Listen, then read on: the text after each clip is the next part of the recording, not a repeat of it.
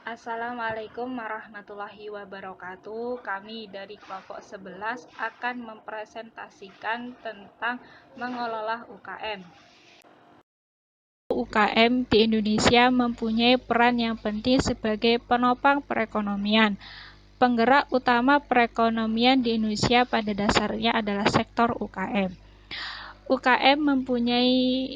UKM yang mengacu ke jenis usaha kecil yang memiliki kekayaan bersih paling banyak 200 juta, tidak termasuk tanah dan pembangunan tempat usaha, serta usaha yang berdiri sendiri. UKM di negara berkembang seperti Indonesia sering berkaitan dengan masalah-masalah ekonomi dan sosial dalam negeri seperti tingginya tingkat kemiskinan, besarnya jumlah pengangguran, ketimpangan distribusi pendapatan, proses pembangunan yang tidak merata di antara perkotaan dan pedesaan, serta masalah urbanisasi. Fungsi utama UKM dalam menggerakkan ekonomi di Indonesia yaitu sektor UKM sebagai penyedia lapangan kerja bagi jutaan orang yang tidak tertampung di sektor formal. Sektor UKM mempunyai kontribusi terhadap pembentukan PDB. 3. Sektor UKM sebagai sumber penghasil devisa negara melalui ekspor sebagai jenis produk yang dihasilkan sektor ini. Kinerja UKM di Indonesia dapat ditinjau dari beberapa aspek. 1. Nilai tambah. 2. Unit usaha, tenaga, dan produktivitas. Dan 3 adalah nilai ekspor.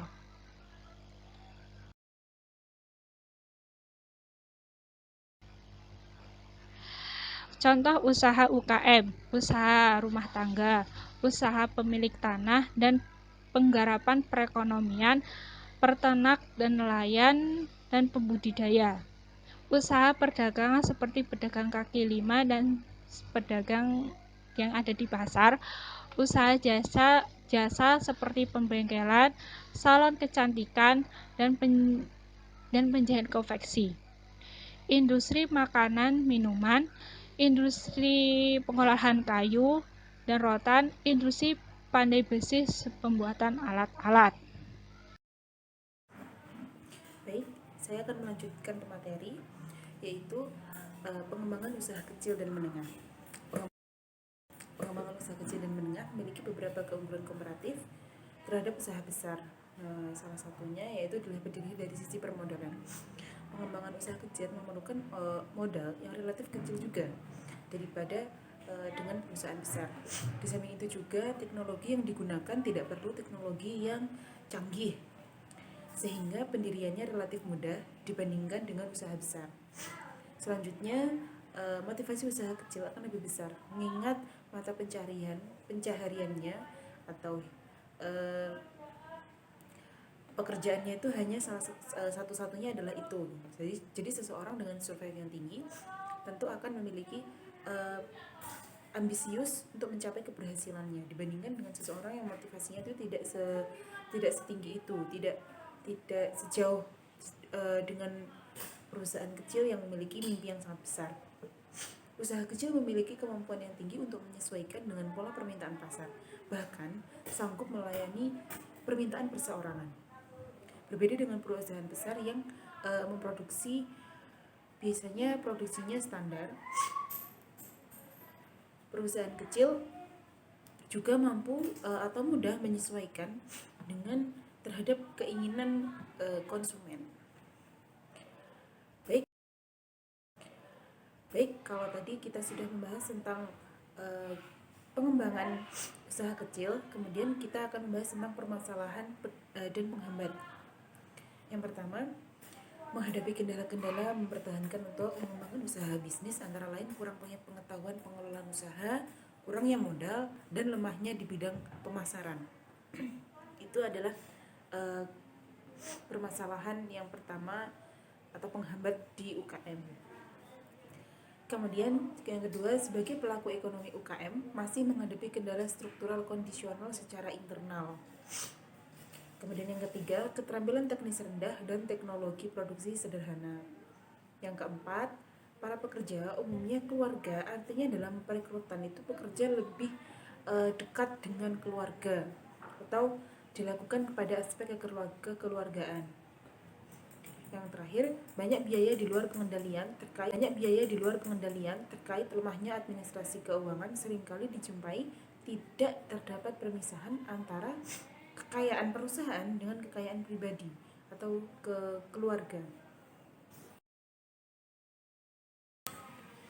Selanjutnya, kalau kita tadi sudah membahas pengembangan dan penghambatan, maka sekarang kita akan membahas sasaran pembinaan dan pemberdayaan.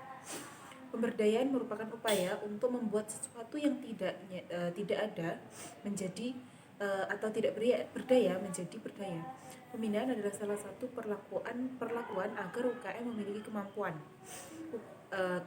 untuk mencapai tujuan tersebut yang dilakukan melalui pembinaan. Adapun sasaran pembinaan yang dilakukan terhadap pengusaha kecil adalah mengurangi kelemahan-kelemahan atau hambatan-hambatan yang mungkin dapat terjadi dan mengetahui atau memanfaatkan keunggulan dari peluang.